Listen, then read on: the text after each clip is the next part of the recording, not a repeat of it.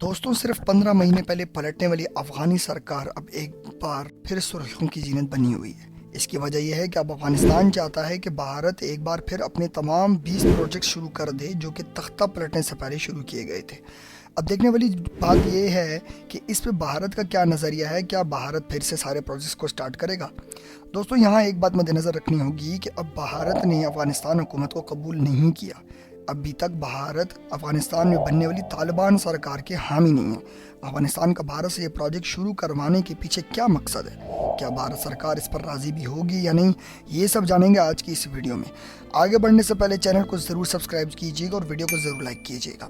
دوستوں افغانستان سرکار نے 30 نومبر کو اعلان کر کے پوری دنیا کو چونکا دیا تھا، وہ بھی اس وقت جب امریکہ اور افغانستان کے بیچ معاملات کافی بڑھ گئے تھے اور افغانستان اور طالبان کے بیچ معاملات کچھ ٹھیک بھی نہیں تھے۔ افغانستان کی حکومت طالبان کے ہاتھ آنے کے 15 مہینے بعد ابھی تک بھارت نے اس کو تسلیم نہیں کیا۔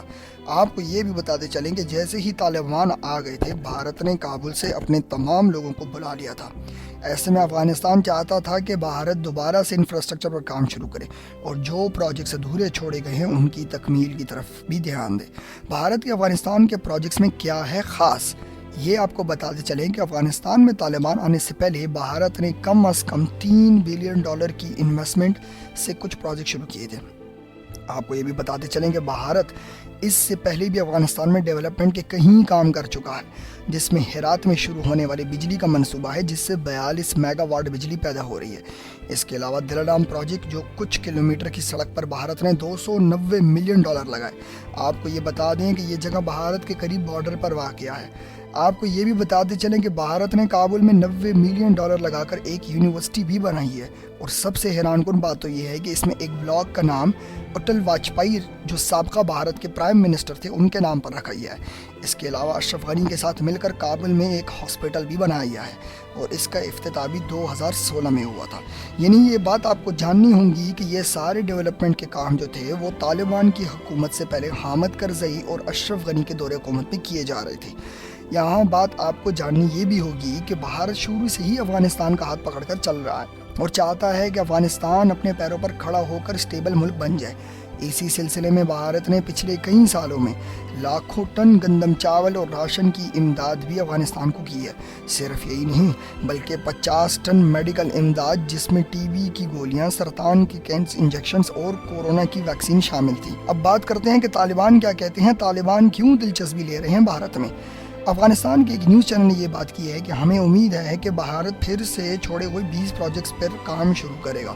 MUDH ڈپارٹمنٹ جو کہ افغانستان کا اربن اینڈ ہاؤسنگ ڈپارٹمنٹ ہے نے کہا ہے کہ یہ پروجیکٹ شروع کیے گئے تھے لیکن ملکی استحکام نہ ہونے کی وجہ سے یہ لٹک گئے۔ یہ بتاتے چلیں کہ MUDH گھروں کو بنانے کا ایک بہت بڑا منصوبہ تھا جو کہ بھارت انویسٹ کر رہا تھا افغانستان کے اوپر۔ اسی سلسلے میں افغانستان منسٹری کی طرف سے ایک بات یہ بھی کہی گئی ہے کہ بھارت نیو کابل سٹی کو دوبارہ سے مکمل کرنے کے انتظامات کرے جو شروع کیا گیا تھا۔ انہوں نے یہ بھی بولا افغان بھائیوں کو اس وقت بھارت کی امداد کی ضرورت ہے۔ اس کے ساتھ افغان منسٹر مولوی حمداللہ نے یہ بھی کہا ہے کہ افغانستان کے انجینئرز کو بھی صحیح ہنر سکھایا جائے تاکہ وہ بھارت کے انجینئر کے ساتھ شانہ بشانہ کھڑے ہو کر اپنی ملک کی ترقی میں حصہ ڈالیں۔ افغانی قوم کا اس بارے میں کہنا ہے کہ اگر بھارت پھر سے پروجیکٹ سٹارٹ کر دے تو یہاں روزگار کے مواقع ملیں گے، افغانیوں کی آمدنی میں اضافہ ہوگا اور ملک خوشحالی کی طرف جائے گا۔ کچھ لوگوں کا یہ بھی کہنا ہے کہ افغانستان نے بہت سال جنگ میں گزار دیے، اب افغانیوں کا بھی حق ہے کہ یہ ترقی کریں اور پیسہ کمائیں۔ اب جانتے ہیں کہ اس پر بھارت کا کیا موقف ہے۔ تو بھارت کا یہ کہنا ہے کہ افغانیوں کی طرف ہاتھ بڑھائیں گے لیکن کسی صورت اپنی سیکیورٹی پر کمپرومائز نہیں کریں گے۔ دوستوں یہاں پہ ایک بات آپ کو بتاتا چلوں کہ بھارت اس وقت بھی کشمکش میں مبتلا ہے۔ ابھی تک 15 ماہ ہو گئے لیکن وہ طالبان کی حکومت کو تسلیم نہیں کر سکا، تو اس کو لے کر بہت سارے سوالات اس کے ذہن میں ہیں۔ رحمت اللہ نویل جو افغانستان کے پرانے چیف سیکیورٹی افسر تھے، انہوں نے کہا ہے کہ افغانستان کو بھلے بھارت سے مدد لینی چاہیے لیکن دونوں ملک کو اپنی سیکیورٹی کو لے کر کسی قسم کا سمجھوتا نہیں کرنا چاہیے، کیونکہ اب بھی افغانستان میں خطرناک قسم کے دہشت گرد موجود ہیں جو کسی کے لیے بھی خطرناک ثابت ہو سکتے ہیں۔ ان میں مشہور زمانہ لشکر طیبہ اور جیش محمد کے لوگ بھی شامل ہیں جو جموں کشمیر کے وائلنس میں شامل تھے۔ और जम्मू कश्मीर में ख़तरनाक दहशतगर्दी फैला चुकी हैं। रहमतुल्लाह ने यह भी बोला है कि भारत को मदद करने के लिए अफ़गानिस्तान के साथ बातचीत ज़रूरी थी, लेकिन भारत को पुराने मिनिस्टर्स को भी एतमाद में लेना चाहिए। ये वही नबील हैं जो हामिद करज़ई और अशरफ गनी की हुकूमत में वज़ीर दाखिला रह चुके हैं।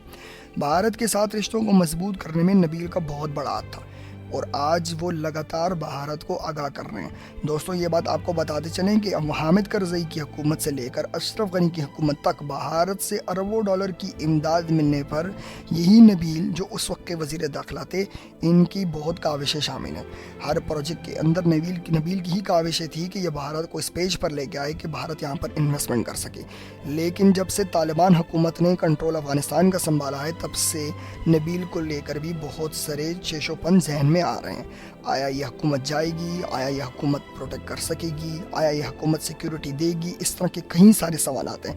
इनका ये भी खदशा है कि कहीं भारत अगर अफ़गानिस्तान से हाथ मिला दे तो अफ़गानी तालिबान जो इस वक्त हुकूमत में तालिबान की हिमायत ही नहीं है, कहीं वो भारत पर हमला ना कर दें और किसी किस्म की मुल्की सूरत हाल इफ़ेक्ट ना हो। दोस्तों, खैर ये तो आने वाले वक्त में पता लगेगा कि अफ़गानिस्तान तालिबान की तरफ से ये दोस्ती का बढ़ाया हुआ हाथ भारत कबूल करता है कि नहीं।